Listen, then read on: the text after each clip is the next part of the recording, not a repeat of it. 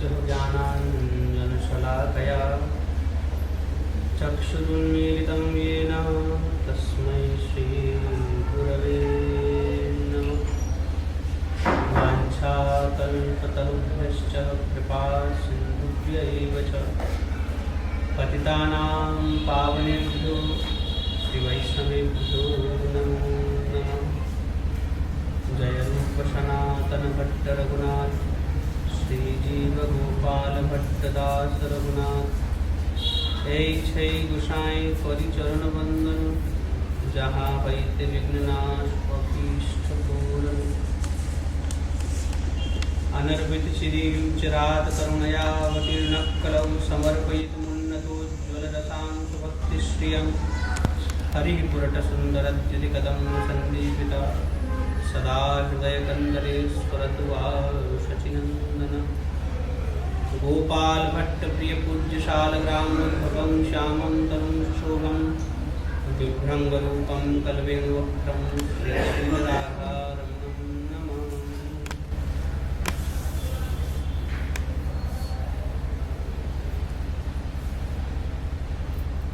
आज के इस पावन लीला में स्वयंभू ब्रजनिधि श्री श्री राधारमण लाल की 475 में जन्मोत्सव पे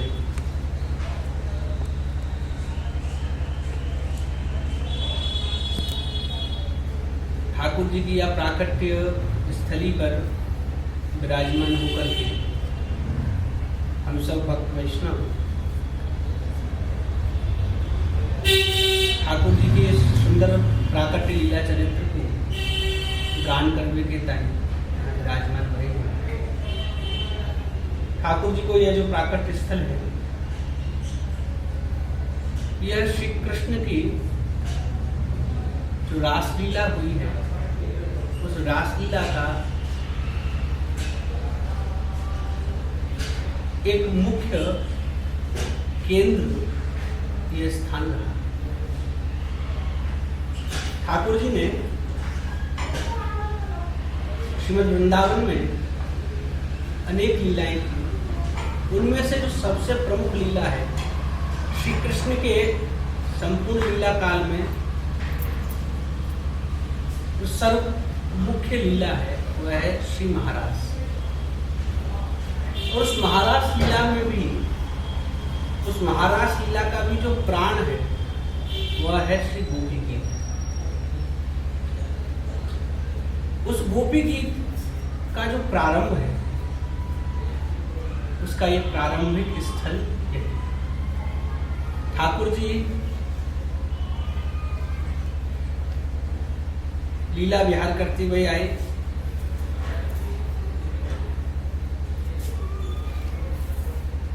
लीला विहार करते हुए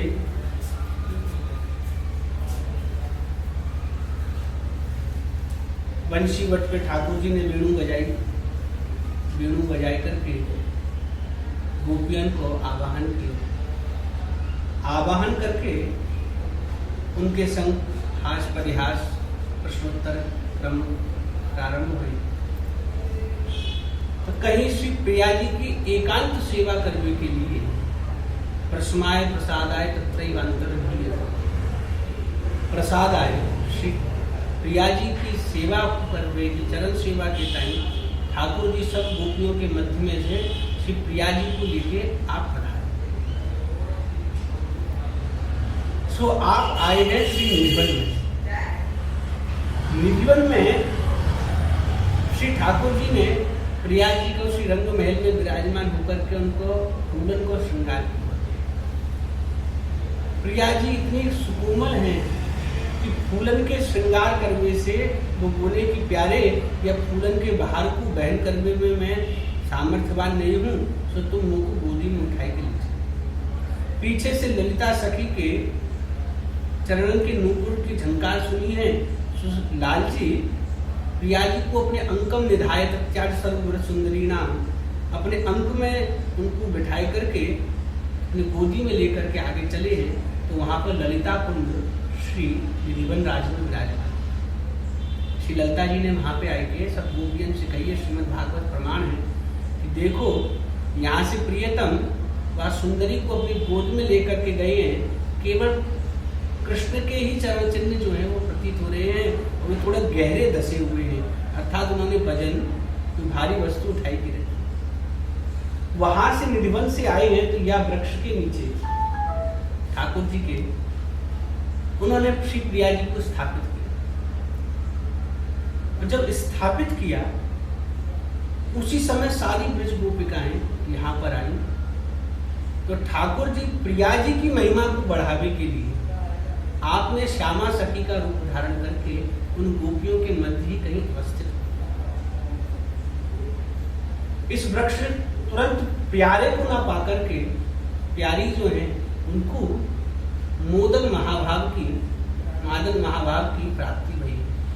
सो आपने यह वृक्ष से लिपट करके श्रीमद् भागवत में जो प्रामाणिक वचन है वे कहे हैं, हा नाथ रमण प्रेष्ठ क्वासी क्वासी महाभुजाद आशास्त्रिक अपनाया सखे दर्शय सब, कि आप मुझको जल्दी से हे नाथ हे रमण हे प्रियतम आप मुझे अपने नित्य सन्निधि को अनुभव करा। सब गोपिकाओं ने यहाँ आकर के प्रिया जी की अब वृक्ष से लिपट के विरह कातर अवस्था को अनुभव की और दर्शन किए और फिर प्यारी को लेकर के यहीं से गोपी गीत गाते हुए जयति तेदिकम जन्मना प्रजा सहित इंदिरा शश्वत, यहीं से गाते हुए वे बंसीवट को पहुंची हैं। और बंसीवट में जाकर के रुरु सस्वरम राजन कृष्ण दर्शन लालसा, श्री कृष्ण दर्शन लालसा को लेकर के जो लालसा यहाँ प्रकट हुई है, श्री कृष्ण दर्शन लालसा का जो मुख्य बीज है वह स्थल यही है। और गाती वही यहाँ से बंसीवट पहुंची हैं। तासाम माविर मुच्छव इसमें मान मुखाम्बुजा पीताम्बर दरस रंगी साक्षात मनमत मनमता, और वहाँ पर श्री गोपीनाथ जो है वे प्रकट है। ठाकुर जी के रास में 3 स्वरूप हैं। जिस समय वे गोपियों के मध्य विराजमान हैं वे गोविंद को स्वरूप, जिस समय गोपीनाथ के रूप में वे बंसीवट में प्रकट हुए हैं साक्षात मनमत मनमथा, वे मदन मोहन के स्वरूप में भी प्रकट हुए हैं। उन्होंने कामदेव को जीता है। मनमत मनमथा, मनमत के कामदेव को, मनमत के भी मन को जो मथवे वाले हैं, ऐसे मनमत मनमथा मदन मोहन। तो ये 3 ठाकुर गौड़िया के पूरे आत्मसात, यही 3 भावनाएं जो हैं, ये 3 स्वरूप जो है गौड़ियाओं ने अपने आत्मसात। विशुद्ध रूप से यदि कहीं गौड़ियाओं के अपने निज ठाकुर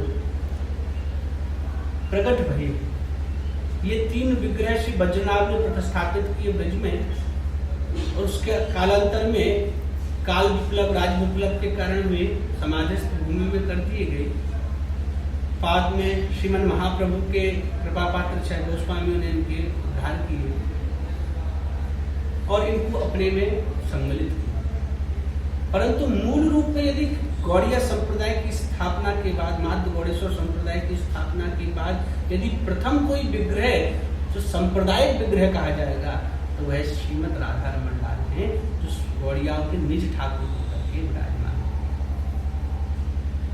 यह है ये जो रास की जो लीला जिसमें श्यामा सखी को वेश धारण करके श्री ठाकुर गोपियों के संग विचरण कर रहे हैं, उस वेश में उनको वह गोपी विरह दर्शन तो हुआ पर गोपी विरह भाव की प्राप्ति उनको नहीं हुई। सो उस गोपी विरह भाव की प्राप्ति करने के टाइम 5000 वर्ष की लीला के बाद वर्तमान में 500 वर्ष पूर्व वे श्री कृष्ण ही नदिया नागर गौर किशोर होकर के प्रकट भये और ब्रज में आए कि उन्होंने उस गोपी विरह भाव को प्राप्त किया है। स्थावर जंगम गोपी कोरे रास कोरे प्राण गोर राय मोती राधा भाविर आज ब्रजे बोले बिगोरे प्राण गोर राय बोले बोले कृष्णान्वेषण कारिणी प्राण गोर राय। वन वन में कृष्ण का अन्वेषण करती जैसे गोपियां घूम रही हैं, ऐसे श्रीमन महाप्रभु वे गौर किशोरी जो हैं वे भी वन वन में श्री कृष्ण ही कृष्ण अन्वेषण करते हुए विराजमान। मति राधा भावे, मन में श्री राधा रानी के भाव को धारण करके कृष्ण ही कृष्ण की खोज में लगे। कहीं यमुना के किनारे बैठ करके बोल रहे हैं, बोलो बोलो ओ जमुना कोथाई गिलो कालू सुना, ओ जमुना बोलो बोलो कालिया तुमन कोथाई गिलो। कई बंशीवट पर विराजमान होके गए वो बंशीधारी, ओ बंशीवट बोलो बोलो बंशीधारी कोथाई गिलो। तो कृष्ण ही कृष्ण को पुकार रहे हैं, गोपियों के भाव को रखते हुए। श्रीमद् महाप्रभु ने भी यही इस भाव को आस्वादन भी किया और शिक्षा के रूप में, सिद्धांत के रूप में कहीं भी ब्रज बधु वर्गेण या कल्पिता, गोपियों ने जिस भाव से श्री कृष्ण का पूजन किया है, आराधन किया है, हमको उसी भाव से ठाकुर की सेवा, उनको लाड़ लड़ाना और उस गोपी भाव से भी